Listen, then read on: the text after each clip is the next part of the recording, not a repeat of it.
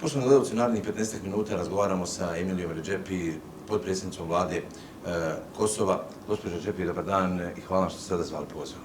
Dobar dan, zadovoljstvo je biti ovdje sa vama u Sarajevu. Česte gost u Sarajevu, ali evo da se bavimo onim temama koje su interesantne. Kakva je trenutna situacija na Kosovu? Jesu li se smirile tenzije? Jesu, znači mi normalno funkcionišemo kao i svaka država u regionu. Imamo svojih problema, bazirani smo na ekonomski razvoj, bazirani smo na vladavini prava, suzbijanju korupcije, pokušavamo znači da na najbolji mogući način obezbedimo našim građanima da normalno funkcionišu i rade. Fokusirani smo na ovaj proces vizne liberalizacije, znati sami da smo mi bili izolovani od toga i celokupno naše društvo je bilo faktički zaustavljeno da se kreće, da radi, da živi u zemljama Zapadne Evrope. Evo, očekujemo od 1. januara znači, taj proces da završimo i da se fokusiramo na ekonomski razvoj naše države. Objektivno, vi ste na Kosovo očekivali će Evropska unija to malo i ranije uraditi.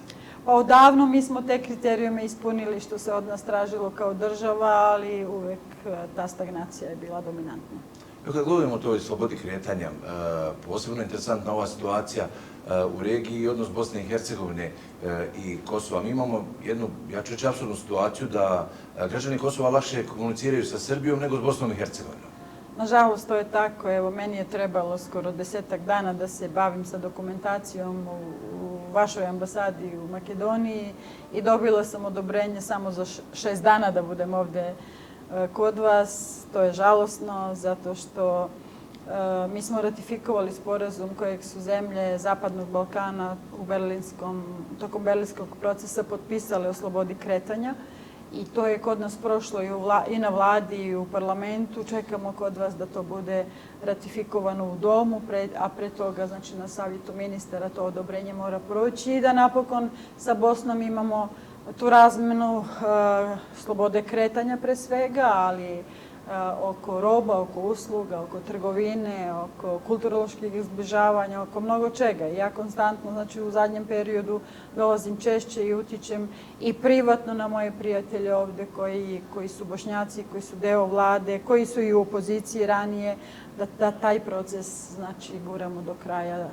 Sad ono što nas interesuje, koliko su ljudi na Kosovu svjesni o čemu je u Bosni i Hercegovini problem? Vi spominjete Bošnjake.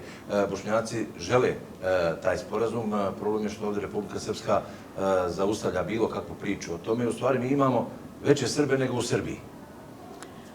Pa donekle mi smo dugi niz godina to mogli da razumemo, ali sada više ne, zato što mislimo da stav bošnjačkog i hrvatskog člana predsjedništva treba biti oštriji, treba biti prihvatljiviji za nas, bar treba biti javniji po pitanju priznavanja naše države kao samostalne republike, priznavanje naših dokumenata. Zamislite, paradoksalno je da mi sa ličnom kartom možemo da idemo u Republici Srbiji bez ikakvih problema svakodnevno, a ne možemo doći kod vas. Evo kad govorimo o tome, o tim podjelama u regionu, ovdje nacionalizam još uvijek snažno stoji i mnogi kada razmišljaju o Kosovu vide samo taj odnos Srbije i Kosova. Vi pričate o borbi protiv korupcije, napretku, ali u regionu ljudi vide samo taj odnose sa Srbijom i stalno se priča o nekom novom ratu na Balkanu. Znate kako, kada nekoga ne volite, ne poštujete ga kao narod, onakav kakav jeste, uz svoje obeležje identiteta, uz svoju kulturu, običaj, uz svoj jezik koji govori, koji god da je narod. I kada nemate taj demokratski pristup politici, onda se bazirate na nacionalnost, onda se bazirate na taj šovinistički pristup prema nekoj zajednici, što je jako pogrešan. Znači, Kosovo je završena priča, to je nezavisna država.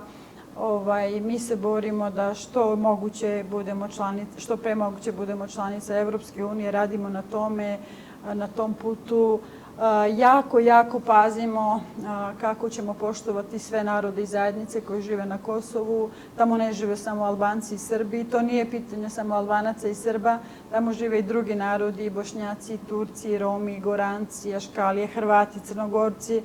Svi smo mi ljudska bića, mi se možemo razlikovati po naciji po religiji, ali pre svega smo ljudska bića i u tom domenu smatram da koliko god manje trošimo energije po pitanju ko je, šta je, kakav je, odakle dolazi i gde živi, to nas ograničava kao ljudska bića. Hoće li biti zajednica srpskih opština?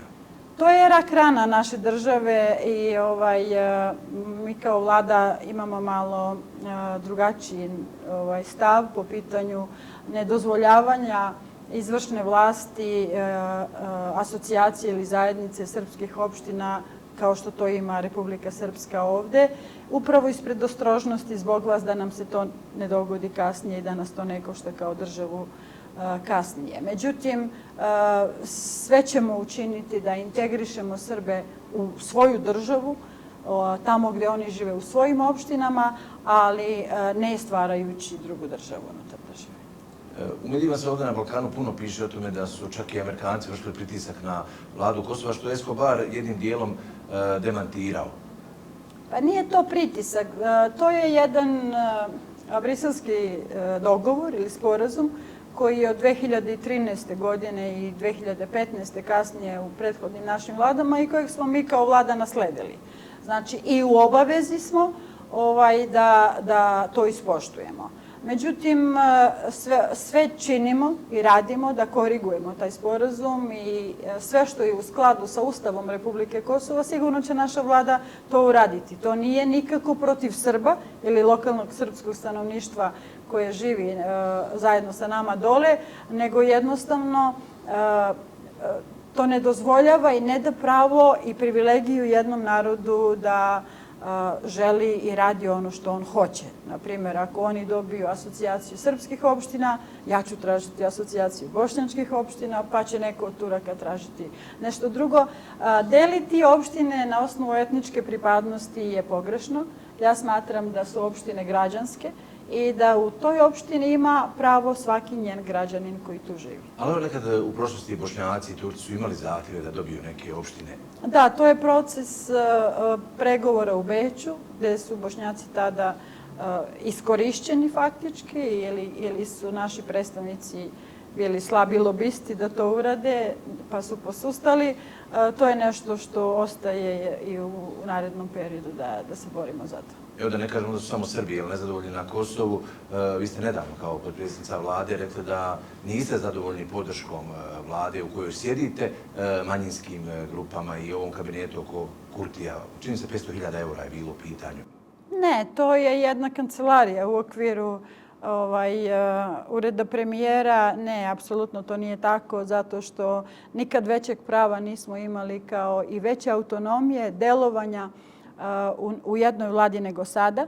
Znači, premijer zajedno sa nama, ja sam zamjenik premijera iz redova bošnjačke zajednice, imamo jednog ministra koji je iz srpske zajednice, imamo drugog ministra koji je iz turske zajednice i trećeg ministra koji dolazi iz egipćanske zajednice i mi kao tim jako dobro radimo i funkcionišemo i ne baziramo se samo na jednu oblast ili na jednu kancelariju. Znači, mi dobijamo velika kapitalna ulaganja u sredinama gde žive manjine ili nevećinske zajednice od drugih resornih ministarstava. Ja sam samo uputila kritike da Kancelarija za zajednice treba drugačije funkcionisati i drugačije imati delovanje kako bi pristupačnija bila građanima.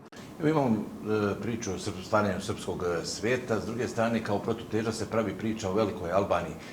Koliko je realna priča o Velikoj Albaniji uopšte?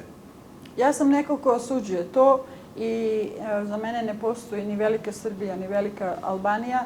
Danas u 21. veku kada se granice u Evropi ukidaju faktički između velikih država i između nekih koje su bile i dosta zavađene, poput Nemačke i Francuske, neke te ideje nekih populista u nekim malim državama su prosto neprihvatljive. Znači, ja mislim da mi svi možemo zajedno raditi, funkcionisati i biti više poštovani ukoliko i Kosovo i Bosna i Hercegovina budu deo Europske unije. Je li Europska unija možda trebala napraviti veći pritisak na Balkan da implementira berlinski proces, umjesto toga pojavila se priča o Otvorenom Balkanu, onda je sve ostalo nekako zamagljeno? Pa uvijek ima nekih tih igara oko svega toga, ali mi kao država i kao vlada imamo jako čvrst stav po pitanju evropskih integracija i mi od toga ne odustajemo. Je li berlinski proces dobar za region? Berlinski proces jeste. Otvoreni Balkan? Za Kosovo ne. I još da se kratko vratimo samo odnosima sa Bosnom i Hercegovinom. Ne znam koliko pratite i priču. U Bosni i Hercegovini kažu najteže je biti Bosanac i Hercegovac, odnosno Bosanac. Koliko to ljudi mogu shvatiti, jer evo, ima i ta priča zbog te dijaspore oko tog imena Bošnjak, jeli?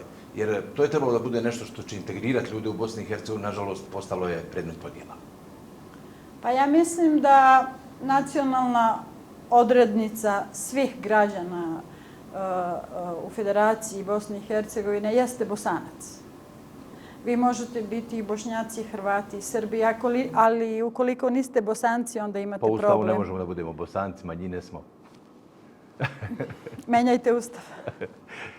Ništa, znamo da žurite. Hvala vam najljepša i nadam se da ćemo imati neki drugi put priliku da otvorimo neke druge teme. Bilo je zadovoljstvo. Želim vas da pozdravim i sve vaše gledaoce i vaše slušaoce i da vam poželim sve najbolje. Dođite nam na Kosovo, napravite dobre reportaže o našem životu tamo.